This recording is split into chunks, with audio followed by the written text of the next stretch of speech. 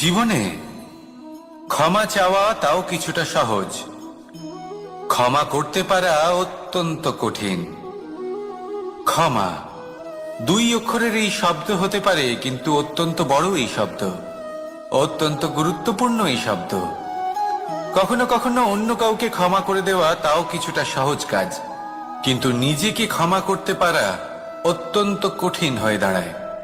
অতীতে যদি আমাদের এমন কোনো ভুল হয় যে কারণে আমরা ক্ষমা করতে না শেখেন, নিজেকে ক্ষমা যদি না করতে পারেন, তাহলে তা আপনার জীবনের সব থেকে বড় বাধা হয়ে দাঁড়াবে।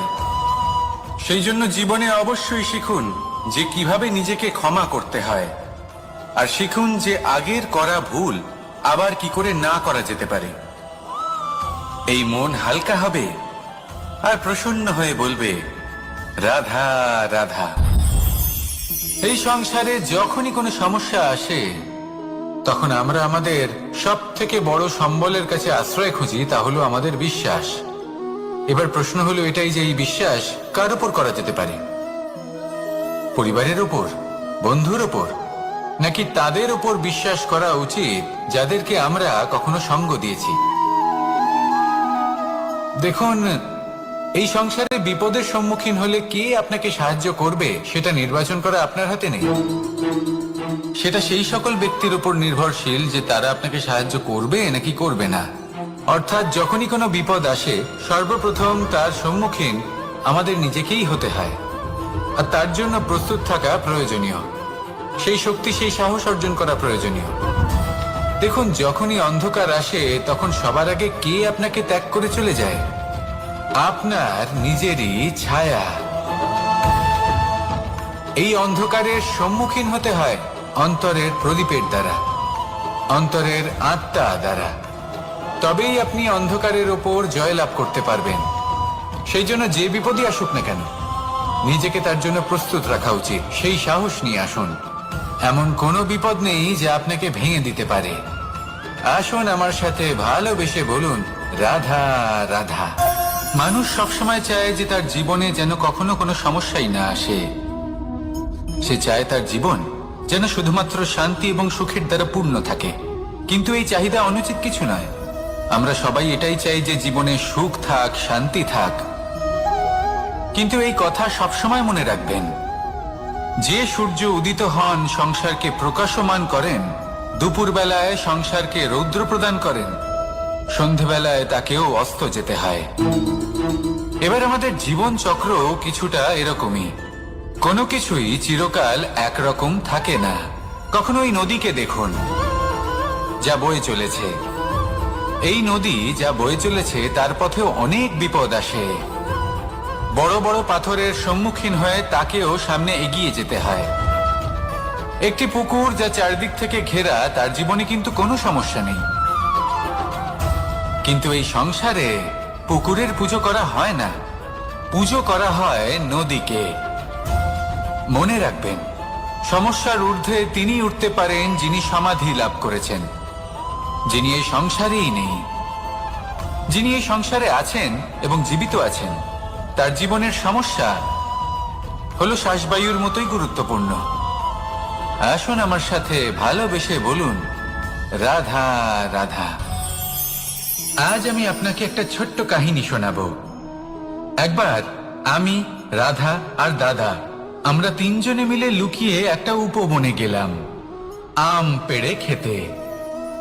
অনেক পরিশ্রম করে আমরা ওখানে পৌঁছলাম, আর আমরা আশ্চর্যচকিত হয়ে গেলাম এটা দেখে যে এবার তো আম পাকেইনি।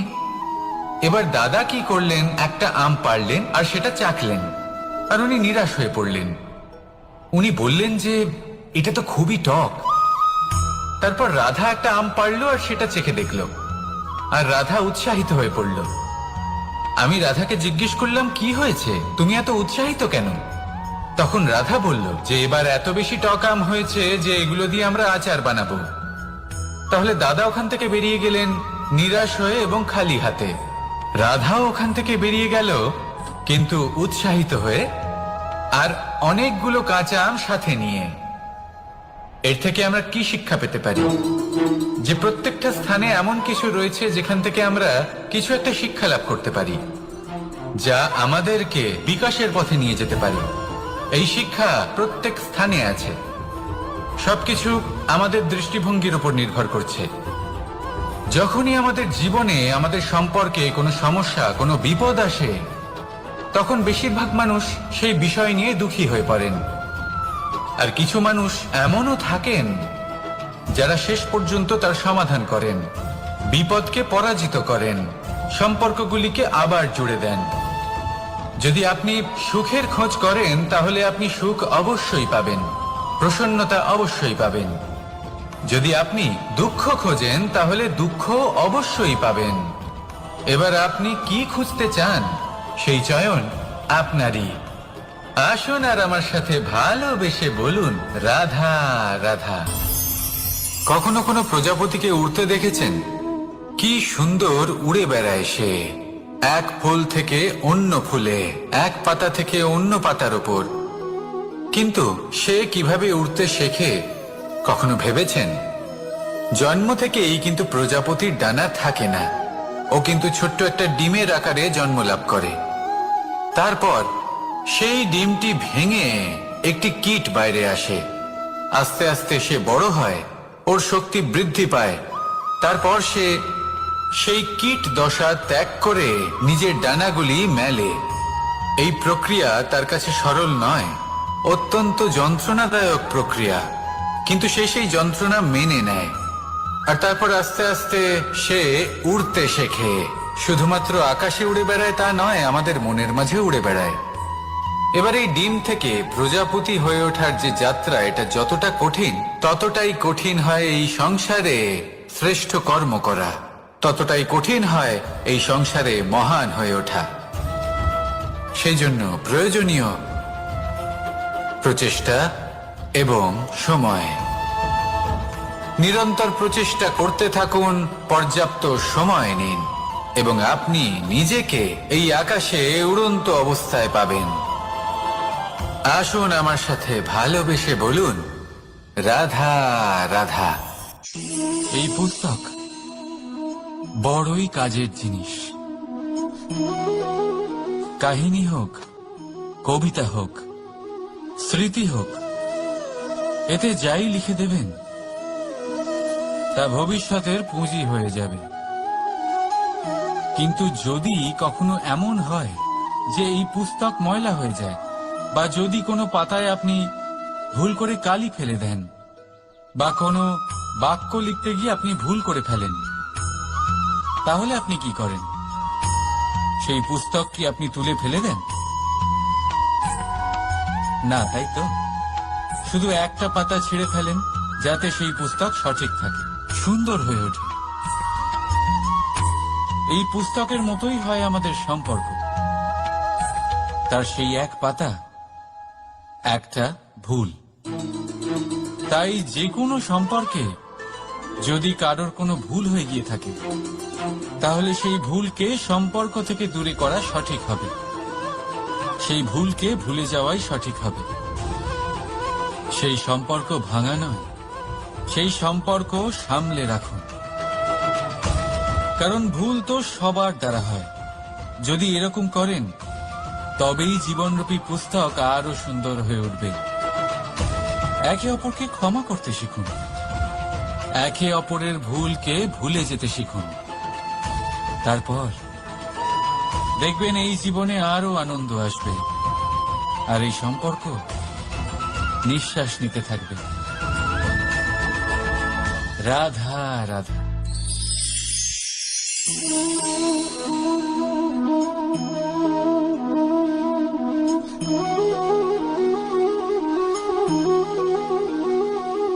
আমার এই ছায়া দেখতে পাচ্ছেন আপনি?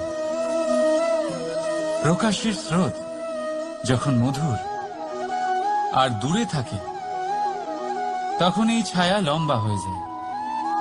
কিন্তু যেই প্রকাশের স্রোত মাথার উপরে চলে আসে, এই ছায়ার আকার ক্রমশ ছোট হতে থাকে, আর অন্ধকারে তো এই ছায়া বিলুপ্ত হয়ে যায়।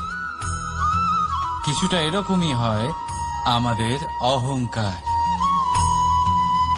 সুখের আগমন হলে, বৈভবের উপলব্ধিতে এটা বাড়তে থাকে, কিন্তু যেই সংকটের তাপ বেড়ে ওঠে, অহংকার ছোট হতে থাকে।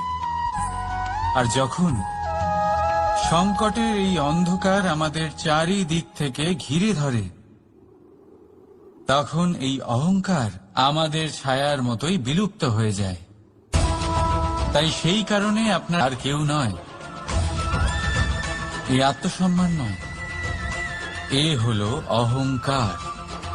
আর অহংকার আর কিছুই নয়, শুধু পতনের দিকে প্রথম পদক্ষেপ। আর এই জীবনে পতনের দিকে নয়, প্রেমের দিকে এগিয়ে যান। আর আমার সাথে ভালোবেসে বলুন, রাধা রাধা। আপনি কি কখনো ফলে ফুলে পরিপূর্ণ বৃক্ষ দেখেছেন? তার ডালগুলো কিরকম স্বাধীনভাবে বেড়ে ওঠে, কিন্তু যদি এই ডালগুলো মূলের সাথে ঠিকভাবে যুক্ত না থাকে, সেই বৃক্ষের মূলগুলি গভীর না হয়, তাহলে কি হবে? তাহলে কি সে সেই সব সুবিধা পাবে? কখনোই নয়। সেই বৃক্ষের ডাল পড়ে যাবে, সেই বৃক্ষ ভূমিষ্ঠ হয়ে যাবে। ঠিক সেইভাবেই চিন্তা ভাবনার স্বাধীনতার আনন্দ আপনি তখনই আস্বাদন করবেন যখন আপনার শিক্ষা গভীর হবে। তাই স্বাধীন থাকুন দৃষ্টিভঙ্গিতে, কিন্তু যুক্ত থাকুন শিক্ষার সাথে। রাধা রাধা। সমাজ, আমরা এই সমাজে বাস করি, আর বহুবার একটা গুরুত্বপূর্ণ কথা ভুলে যাই। এই সমাজ আমরা সকলে মিলে তৈরি করি। সমস্ত সময় কাটিয়ে দিই এইটা ভাবতে ভাবতে যে এই সমাজ কি ভাববে, আমার কি করা উচিত, আমার কি ভাবা উচিত, কি পড়া উচিত, কোনটা সঠিক কোনটা ভুল। যদি আমি এটা করি তাহলে কয়েকজনের এটা মনে হবে না তো যে আমি খারাপ, যখন আমি তা নই।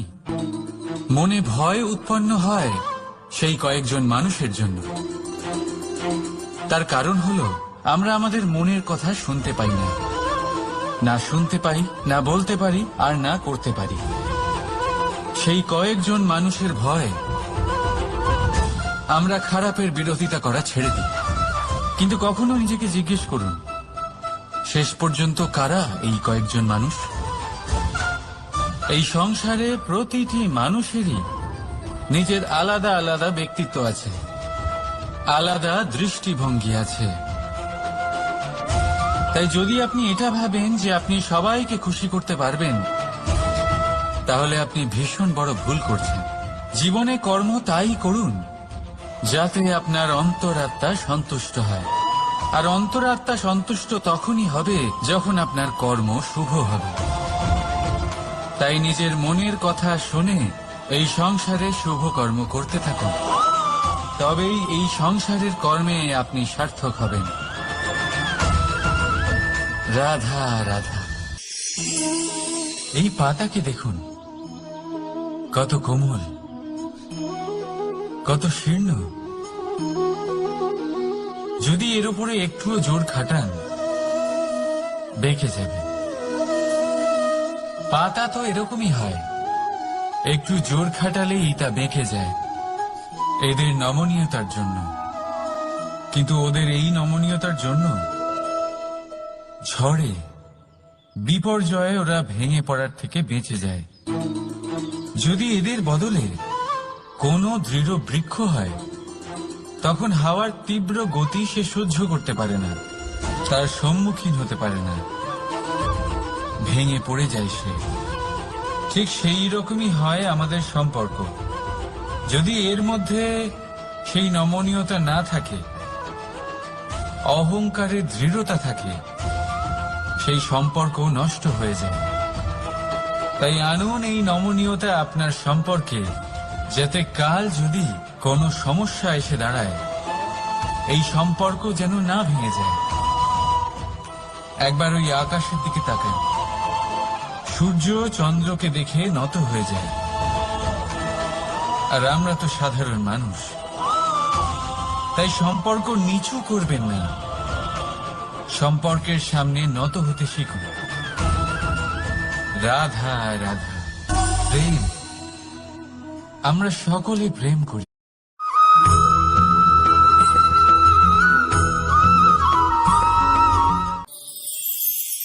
জীবনে সব থেকে বেশি মূল্যবান বস্তু কি?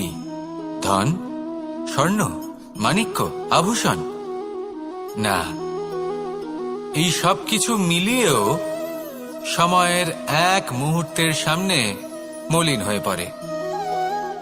এক মুহূর্ত যা এক দরিদ্রকে রাজা করতে পারে, যা এক রাজাকেও দরিদ্র করতে পারে। একটি মুহূর্ত যা আপনার আত্মবিশ্বাসকে পর্বতের শিখরে পৌঁছে দিতে পারে, একটি মুহূর্ত যা আপনার অস্তিত্বকে গভীর সাগরে বিলীন করে দিতে পারে। একটি মুহূর্তের খেলা। সবসময় জীবনে সেই ব্যক্তিকে সম্মান করুন, শ্রদ্ধা করুন, যিনি আপনার জন্য সময় বের করে থাকেন। সবসময় সেই ব্যক্তির প্রতি নিষ্ঠাবান থাকুন, যেই ব্যক্তি খারাপ সময় আপনার পাশে দাঁড়িয়ে থাকে। এই সময় সব থেকে বেশি মূল্যবান। আসুন আমার সাথে ভালোবেসে বলুন, রাধা রাধা। আপনি এটা শুনে থাকবেন যে ছোট্ট একটা বালক, সে ঈশ্বরের প্রতিরূপ হয়। কিন্তু এমন কেন বলা হয় তা কি আপনি কখনো ভেবে দেখেছেন? আমি আপনাকে বলছি। কোন একটা ছোট্ট বালককে দেখুন, সে কি করে? সকলকে সমান চোখে দেখে।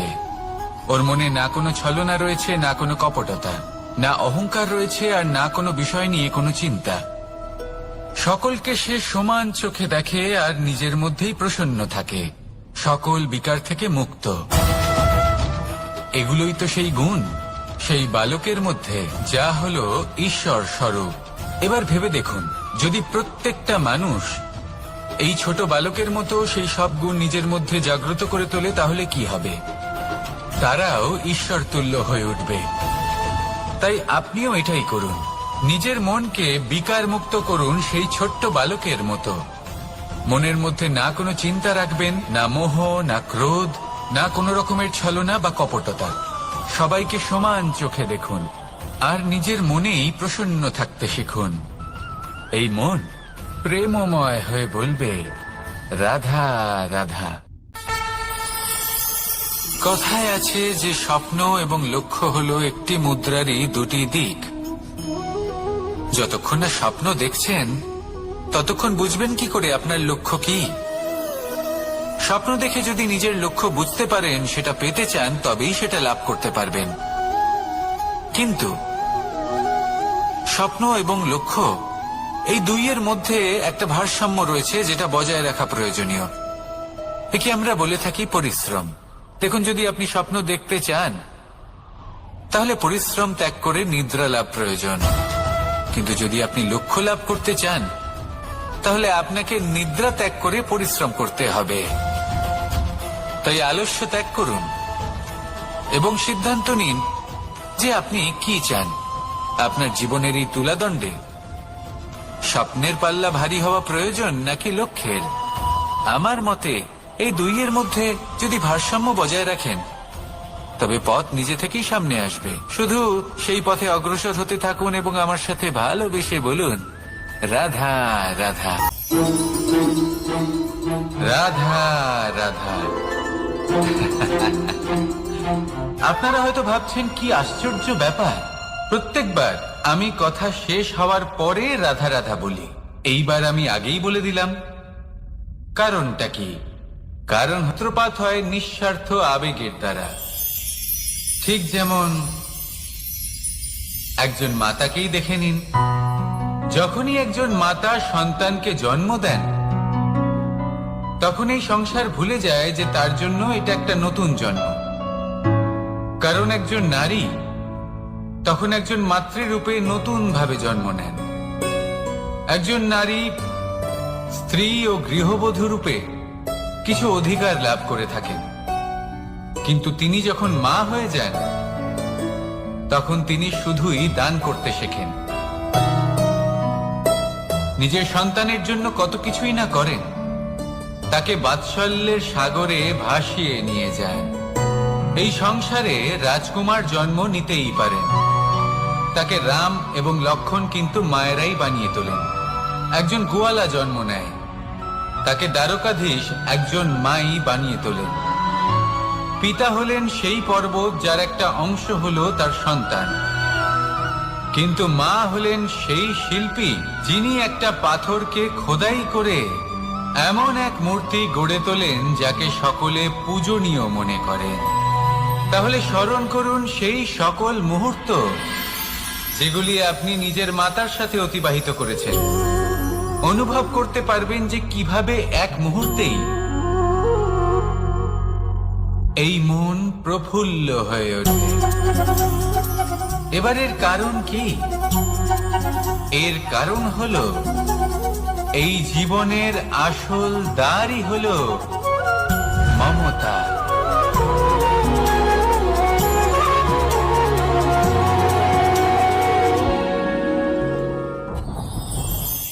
যত শক্তিশালী এই মন, তত শক্তিশালী এই শরীরও। সারথি শক্তিহীন হয়, দুর্বল হয়, তাহলে এই রথের কি হবে? এটা উচিত পথে চলতে পারবে না, উচিত গতিতে চলতে পারবে না, মন মতো স্থানে এটা পৌঁছতেও পারবে না। সেই জন্য মনের শক্তি অত্যন্ত প্রয়োজনীয়। এবার মনের শক্তি আমরা কোথা থেকে লাভ করি? দৃঢ়তার শক্তি থেকে। এবার এই শক্তি আমরা কিভাবে বাড়াতে পারি?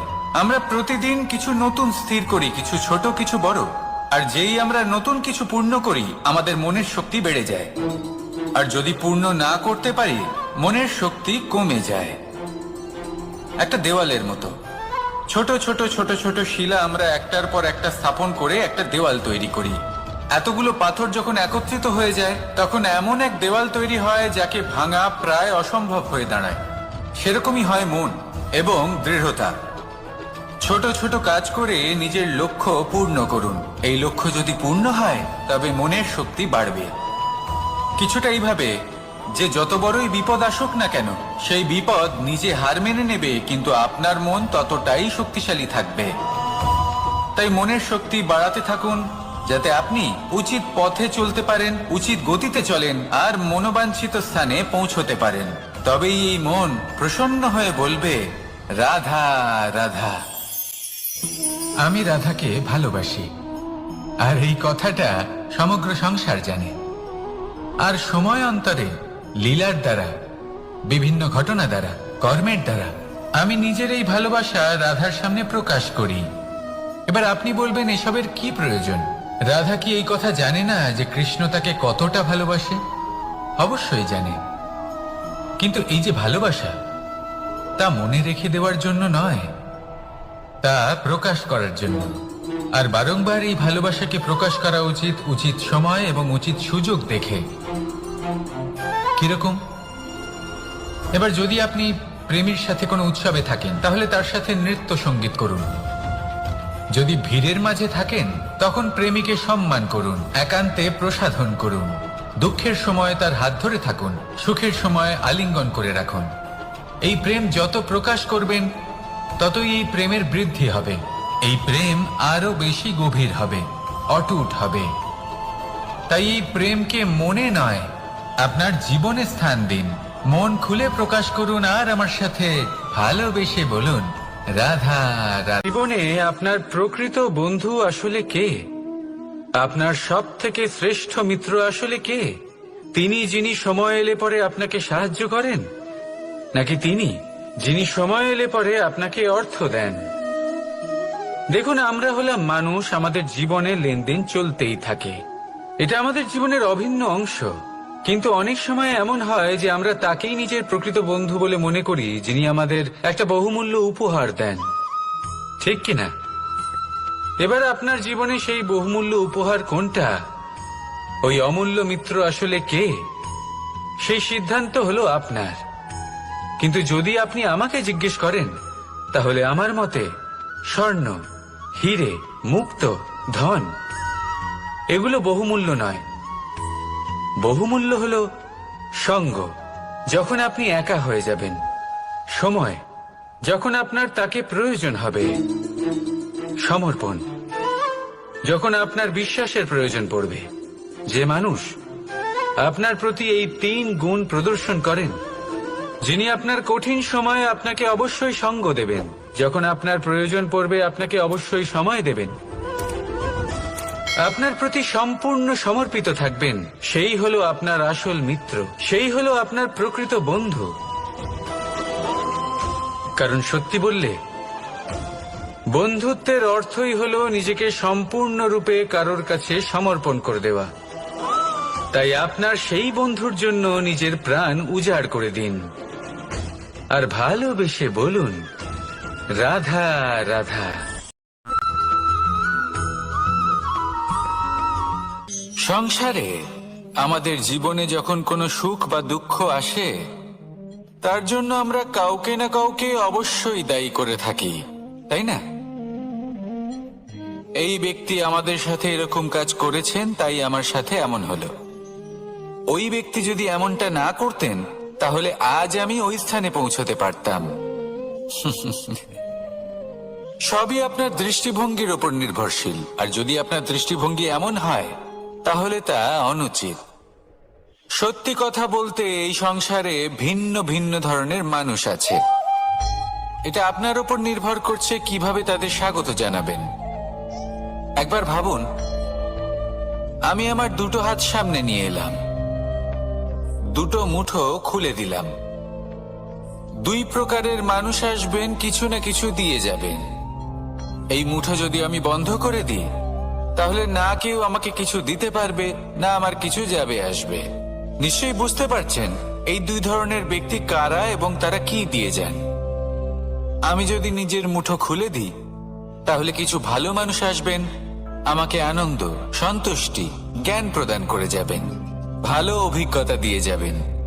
কোনো খারাপ ব্যক্তি যদি আসেন, তাহলে তিনিও খারাপ অভিজ্ঞতা দেবেন, যার থেকে আমি শিক্ষা লাভ করব। এই সব কিছু আমি লাভ করতে পারি। মুঠো যদি বন্ধ করে রাখি, তাহলে আমি কিছুই পাবো না। দেখুন, এই সংসারে প্রত্যেকের জীবনে এরকম, প্রত্যেকের জীবনে সবকিছুই আছে, ভালো খারাপ 2 মানুষই আছে, ভালো অভিজ্ঞতা আছে, খারাপ অভিজ্ঞতা আছে। নির্ভর করছে আপনার উপর যে আপনি কি করবেন, এনাদের স্বাগত কিভাবে জানাবেন, কার থেকে কি বুঝবেন, কি শিখতে পারবেন, আর কোন দৃষ্টিভঙ্গি নিয়ে অগ্রসর হবেন। এটাই নির্ধারণ করবে যে আপনার জীবন কেমন হবে। আসুন আমার সাথে ভালোবেসে বলুন, রাধা রাধা।